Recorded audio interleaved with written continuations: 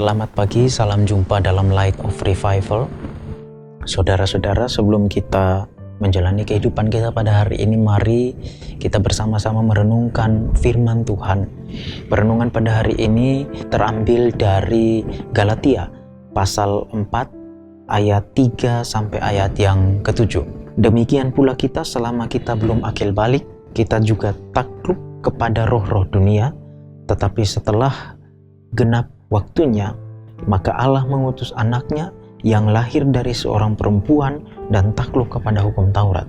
Ia diutus untuk menebus mereka yang takluk kepada hukum Taurat, supaya kita diterima menjadi anak. Dan karena kamu adalah anak, maka Allah telah menyuruh roh anaknya ke dalam hati kita yang berseru, Ya Aba, Ya Bapa.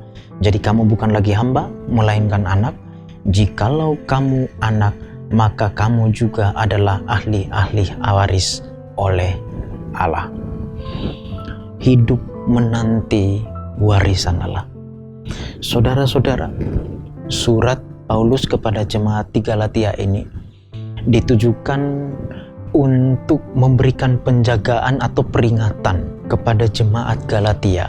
Jemaat Galatia sebenarnya sedang terancam oleh ajaran sesat yang beredar pada waktu itu.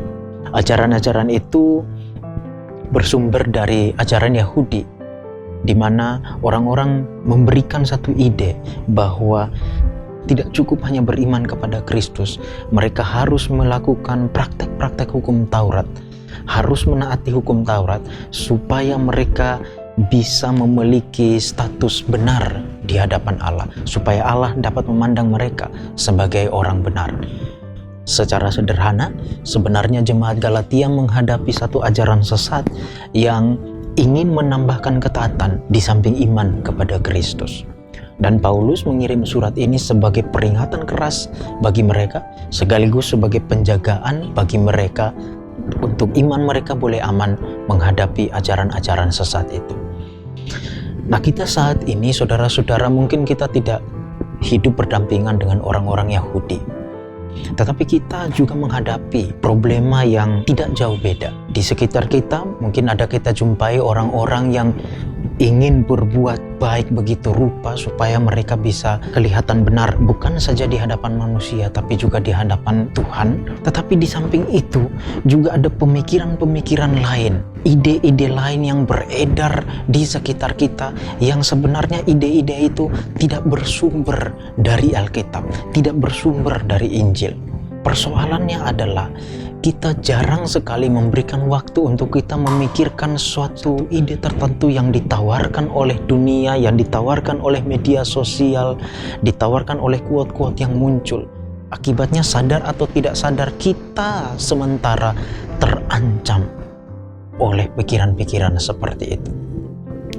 Nah, saudara-saudara, Paulus ketika menghadapi kondisi jemaat di Galatia yang seperti itu, dia mengirimkan surat ini. Paulus memberikan satu argumen bahwa jemaat Galatia harus mengingat dulu Allah pernah melakukan sesuatu bagi mereka, yaitu Allah mengutus anaknya ke dalam dunia dalam rupa manusia, takluk kepada hukum Taurat, dan pengutusan itu disebutkan memiliki dua tujuan: untuk menebus orang-orang yang ada dalam hukum Taurat, dan supaya kita dapat diterima menjadi anak. Kalau mereka adalah anak, maka Allah memberikan rohnya ke dalam hati mereka. Dan juga kalau mereka adalah anak, maka mereka adalah ahli-ahli waris oleh Allah. Nah, saudara-saudara, ide Paulus sederhana. Tidak boleh menambahkan ketaatan kepada hukum Taurat di samping iman kepada Kristus. Karena pembenaran itu bukan didapat dari ketaatan, tetapi kebenaran itu didapat melalui pengutusan anak oleh Allah sendiri. Pembenaran itu dimulai dari inisiatif Allah bagi jemaat Galatia sendiri. Tapi apakah itu berarti bahwa jemaat Galatia tidak memiliki hukum, tidak memiliki satu panduan untuk mereka menjalani hidup? Punya. Di dalam pasal setelahnya, Paulus mengatakan adanya buah-buah roh. Dan di situ kemudian Paulus menyatakan bahwa tidak ada satu hukum pun yang melarang buah-buah roh ini dilakukan atau dipraktekkan. Dengan demikian, orang Kristen, orang percaya yang menjalani kehidupannya dengan ketaatan bukan karena alasan ingin dibenarkan oleh Allah, tapi karena alasan mereka adalah anak yang seharusnya taat kepada Bapa. Dan ketaatan mereka digerakkan oleh roh yang diutus oleh Bapa ke dalam hati anak-anak. Di ujung mereka taat, Allah memberikan satu janji adanya warisan yang menanti mereka. Sehingga sebenarnya Paulus ingin mengatakan, tetaplah di dalam iman yang kalian percayai di dalam Kristus, Putra Allah yang diutus itu. Dan di dalam kalian menjalani iman itu, jalanilah dengan status anak Allah. Jalanilah untuk menghidupi status itu, menunjukkan bagaimana Bapa itu di dalam kehidupan kita masing-masing. Dan dengan demikian, kita akan berjalan menuju warisan yang Allah janjikan. Relevansi yang bisa kita dapatkan dengan kehidupan kita pada saat ini adalah, di samping berbagai ide atau ajaran-ajaran sesat, pikiran-pikiran salah yang tidak bersumber dari Alkitab, atau ketika kita menghadapi berbagai pikiran-pikiran yang ada, baik yang kita jumpai di media sosial atau lewat orang-orang di sekitar kita, kita harus memagari diri kita dengan selalu mengingat Allah mengutus anaknya supaya kita diterima menjadi anak dan supaya kita menjadi ahli waris. Dengan demikian saya harus terus berjalan di dalam iman, saya harus terus berjalan mengikuti status saya sebagai anak, dan dengan demikian akan ada warisan besar yang menanti saya di depan sana. Itulah yang bisa kita jadikan sebagai panduan untuk melangkah pada hari ini.